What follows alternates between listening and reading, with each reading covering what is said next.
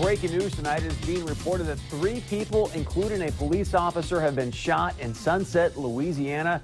8 people are being held hostage. We will keep you up to date as this news unfolds. Also, as many of you are probably well aware at this point, earlier this morning, 2 people were shot and killed while doing a live news report this morning in Virginia. In tonight's final view, I'm going to share with you a very, very disturbing video from the shooter. Took place in Virginia. Also, my thoughts on that situation. Look, we got a lot to get to tonight, so let's get started. Welcome to 630 Point of View.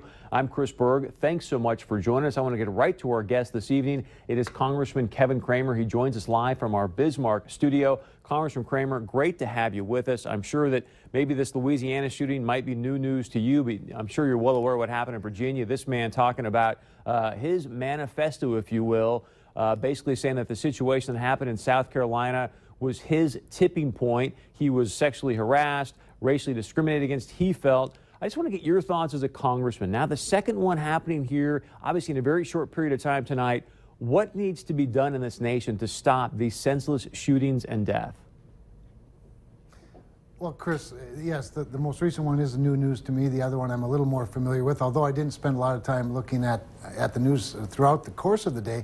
But I do think there are a number of things that a lot of people don't want to talk about. The left wants to talk about gun control as though the guns are the problem. The left doesn't want to, investigate Planned Parenthood for the murder of unborn babies and the harvesting of their organs and the selling of them and the procurement of them throughout our country, because somehow that's okay, but then they wonder why our culture is gone astray with regard to these other things. The gentleman that you referred to earlier that shot 2 people on live TV, I guess, and then himself, it sounds to me like this was a guy that feels like he was a victim, that he was somehow harassed, that he was entitled to different behavior because he's somehow a victim. And I think, Chris, I know when I talk like this, when I talk this bluntly, the editorial writers go berserk and the left goes crazy.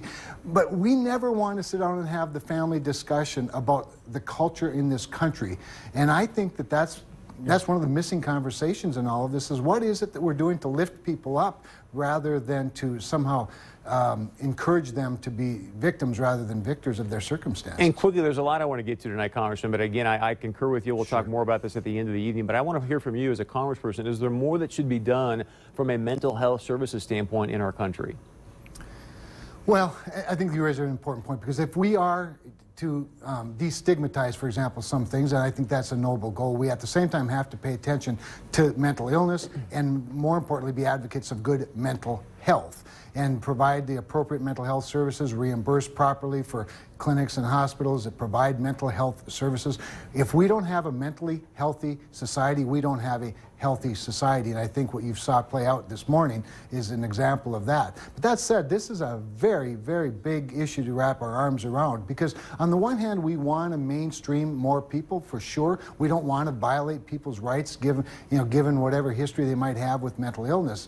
But we also, I think, have to pay particular attention to people's situations and their stability before we turn them over, for example, provide for them, unlimited access to weapons, things like that. You mentioned the Planned Parenthood situation. You and I both know coming up in September, when you head back to Washington, D.C., it is going to be a ginormous month for you guys. You got the Iran nuke vote, but also there's the vote about keeping, government funded. And I want to set up some context for you here in a moment. Before we do that, I want to play for everybody a quick video here. If you're not aware, there's a company called STEM Express. They are obviously buying these baby parts. This is the CEO talking about, one, I want you to listen to what makes her company, or what would make her company happy, if you will. Secondly, the thing she's referring to, which you're about to hear, is that they're actually shipping baby heads. It's hard for me to even say, but that is what's being done here.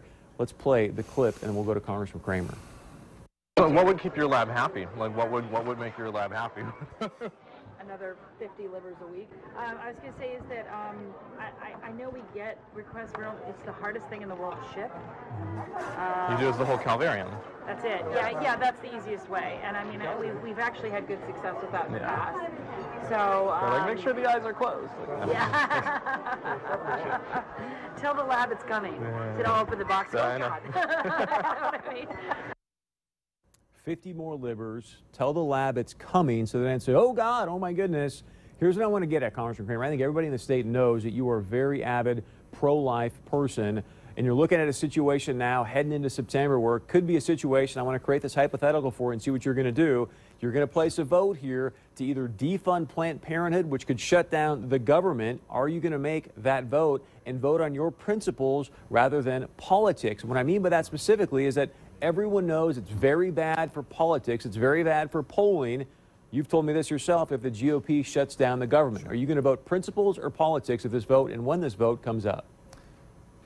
Well, you're setting up a situation that I'm not sure is going to take place, and that is that the funding of the government is going to be attached to the defunding of Planned Parenthood. What I'm most interested in, Chris, is the defunding of Planned Parenthood, but I also think that's going to require some time for more videos like this, for example, to be played out, for further investigation. There are 3 investigations taking place by House committees. The lead investigation is by the committee that I sit on, that's the Energy and Commerce Committee, where this week our investigators are meeting with the CEO of Planned Parenthood. And we will compel testimony either by invitation that they would accept or by subpoena if necessary.